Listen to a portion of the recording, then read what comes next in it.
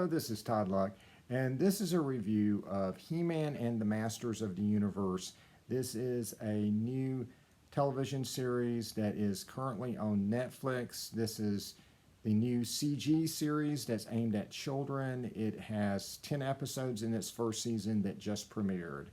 And it is a very different series from the rest of the Masters of the Universe franchise. It is a complete reimagining of these characters and very far removed from anything we've ever seen.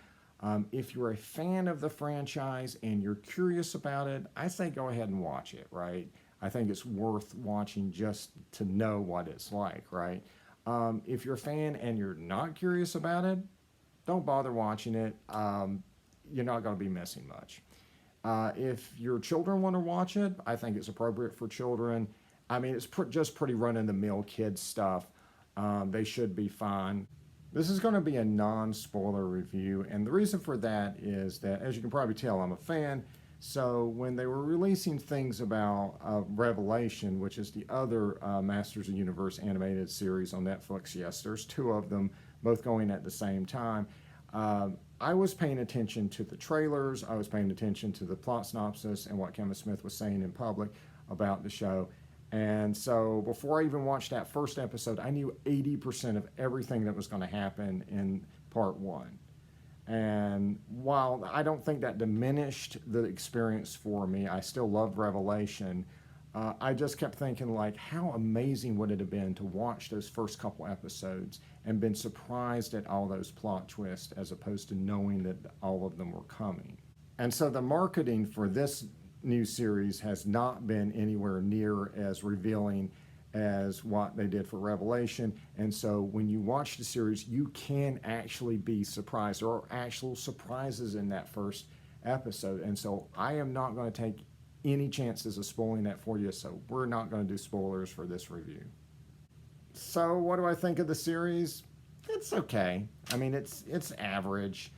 And honestly, that's kind of an accomplishment, and I don't mean that condescendingly, but if you look at other stuff aimed at children on Netflix or just anywhere, a lot of it's not good. Heck, a lot of the stuff aimed at adults is hard to sit through, right? So the fact that this is watchable, I didn't cringe except maybe episode 5. It did open with some really bad jokes. Like the first one didn't even make sense, and then there was another joke that was just inappropriate for a kid's show or pretty much any show. And you know, the writing in that particular episode just wasn't very good. But the others are written pretty competently. There's some good lines in there, solid functional adventure style writing, and with bits of character thrown in there. You know, the characters are at least distinct mostly. It's competent. You know, if you're a parent and you watch this with your child, believe me, you've sat through a lot worse than this. But it's also not great. It's really just average kind of so-so stuff. It's really designed just to be this really mostly inoffensive, middle of the road, almost generic sort of show that's designed to sell a small amount of toys to children. And I think that's by design, right? Because if you look at what Mattel is doing, this is one of 2 TV shows going at the same time. And Revelation, you know, they hired a showrunner with Kevin Smith. They hired an all-star voice cast, which admittedly worked for peanuts, but they still had to pay them, right? You know, they had a famous composer for the music with Barry McCrory, top-notch animation, you know, some of the best stuff you're probably ever going to see on the franchise. And they explored more of the franchise and had more characters in those 5 episodes than this new series has in 10. This new show is much more limited in its scope. It has a smaller voice cast, less characters. It has a showrunner that is in-house. They didn't bother to hire someone from outside of Mattel to run the show, and it kind of shows. And if you look at the toy shelves, these figures aren't even, there's not even a spot for them on the shelf yet, at least not in my area. But it's going to be one of 3 action figure lines based on Masters of the Universe that are going on at the same time, plus the Masters of the Universe minis, plus a dozen other toy lines that are putting out Masters of the Universe figures. and toys and all this stuff. So they're clearly hedging their bets, right? This is not a be-all, end-all for Mattel. And all that other stuff that they're doing, all the licensed merchandise, all the figures, everything is based on the traditional look of the show, not this new show. Mattel is definitely hedging its best. It's not putting all its eggs in this basket. A lot of fans are like, oh, well, this is a make or break for the series. If this doesn't connect with kids, it's over for the franchise. This is our best hope. Clearly, Mattel doesn't feel that way, right? And I think that's probably a pretty realistic view of what this show is. This is not the 1980s. He-Man is not a brand new thing. He-Man is not going to be a big fad again. He's not going to be the next big thing. But you can make a show and sell a few more toys, right? But you just have to have realistic expectations. This is a Netflix animated series aimed at children. These things are a dime a dozen. There's one for Jurassic World. There's one for Fast and Furious. There's one for just about every franchise known to man.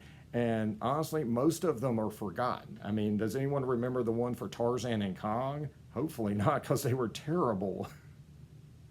So Mattel wanting to put out a show that's not terrible, but just does enough to get the job done is understandable. I mean, there's no real reason for them to devote all their resources or do a big bet on this one Netflix series. And they did a good job of lowering expectations and being like, it's just a kid's show, it's just a kid's show. And watching it, I understand why, because, you know, there are a lot of shows aimed at kids, heck, maybe most of them nowadays, that cut both ways, you know, that really do appeal to an older audience and that younger audience at the same time. You know, Steven Universe, Clone Wars, Avatar: The Last Airbender, you know, the list goes on and on and on. This isn't really that. This really felt like it really was written down to the kids. It really felt kind of like a much more angsty version of Power Rangers. Now, this is a CG show, and if you're familiar with CG shows, computer-generated animation, you know that it can be a very limiting kind of way to do a show, at least for those first seasons, because they have to create computer models for all the characters, and then, of course, they have to create stuff for the backgrounds, too. And there's just limited amount of different characters and different things that they can create. So that can be very limiting for the first season. This show does a great job of hiding that, right? But it's still very obvious in other ways because we have such a smaller scope, again, in these 10 episodes than Revelation had in 5. And so I think some of these issues that it creates are probably going to get better if this has a second and third season because, you know, they'll be able to accumulate and create more things to put in the show, right? But it did create some things that I felt were lacking that have always been kind of signatures of this franchise and that I've seen in other successful children's franchises. So one of them was just that kind of sense of adventure and exploration and discovery. So that's always been one of the things that really defined Masters of the Universe and its other shows like She-Ra, is that, you know, almost every episode you're going to meet someone new, you're going to see a new monster, a new relic, a new ancient civilization or planet or whatever. I mean, even He-Man, the New Adventures of He-Man, captured that, but just did it in a science fiction way. You know, they were always going to different planets and stuff. That was one of the things that really made you watch because you just wanted to see that world unfold and discover new things, and you just never knew what was going to happen. And unfortunately, that's not really in this series. It's very limited in its scope. There's like 4 or 5 places that they go, and they're very familiar to us. You know, the Royal City, Grayskull, Snake Mountain, the jungle. But again, that can be remedied in future seasons, and I think probably won't be as big an issue in future seasons. Another curious thing is it really didn't have anything that I recognized as a character-focused episode. And what I mean by that is an episode that focuses on one character and kind of helps define them for the audience. And I know some people are going to be like, well, you don't need that for a kid's show. Yeah, you kind of do if you're selling toys, because it helps sell that character to that child. It helps that character stand out. It helps them make them want to buy that toy. If you don't believe me, look at all the previous incarnations of this franchise have done that. And, 2002 was famous for how well it did that with characters like Stinkor and Too Bad and Mossman and Cyclone and stuff like that. But, if you look at something like Power Rangers, right, they've been doing this for 30 years straight. They've devote most of a season to individual episodes on the different Rangers, right? And the reason for that is that otherwise they're just depending on that kid to buy, the Ranger that's their favorite color or whatever. So they need to sell each Ranger individually to that child. And so they need to have an episode that shows why that Ranger is unique or identifiable or cool or all of the above. So they'll want to buy that Ranger too. You want to sell the whole team, not just, your Red Ranger, right? And I thought the limited scope of the CG first season probably had something to do with that too. A good example of that would be Beastman's first episode. They kept mentioning stuff about his background, right? They kept mentioning an arena, but they couldn't take us to that arena. They couldn't show us that arena, right? Because it was probably just outside of the amount of things they could do in this season. So that may be remedied, in future seasons where they can show us, where these characters used to live and, and stuff like that. And so there's also the decisions they made on design work. And this is going to be very subjective. I mean, to me, I felt like the character designs were unattractive. They were just too convoluted and over-designed. But I did like the backgrounds and vehicles. But that's going to be very subjective. Everyone's going to have a different take. Maybe some people love the character design. Some people are going to hate them.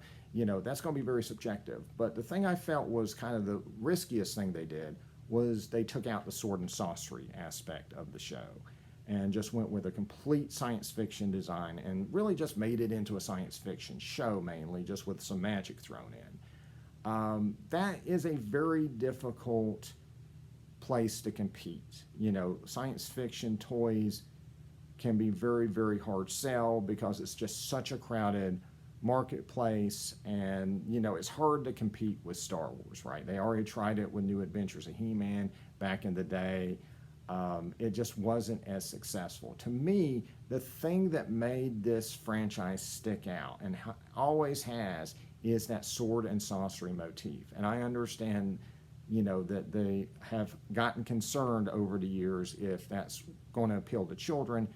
I don't know if that concern is overblown or not, right? Kids don't mind minimally dressed men as action figures when they're buying their wrestling stuff, right? But maybe they do have some issues with that nowadays, like, the bare-chested barbarian and stuff. But that's the thing. That's not the only way people dress in sword and sorcery. There's plenty of sword and sorcery stories, plenty of Conan stories. Conan's wearing pants. Heck, I would say there are probably more Conan comics with him wearing a chainmail shirt than there are with him being bare-chested, right? That one Frank Frazetta, those few Frank Frazetta paintings where he's this bare-chested dude, that's not the entirety of sword and sorcery artwork. There's plenty of different ways they could have done it without having to throw out the entire motif. But the other risk comes in the fact that it is so different than what the kids have seen of this franchise, right?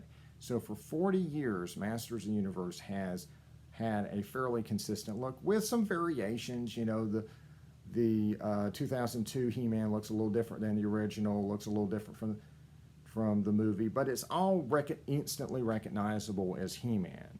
And it's all instantly recognizable as Masters of the Universe.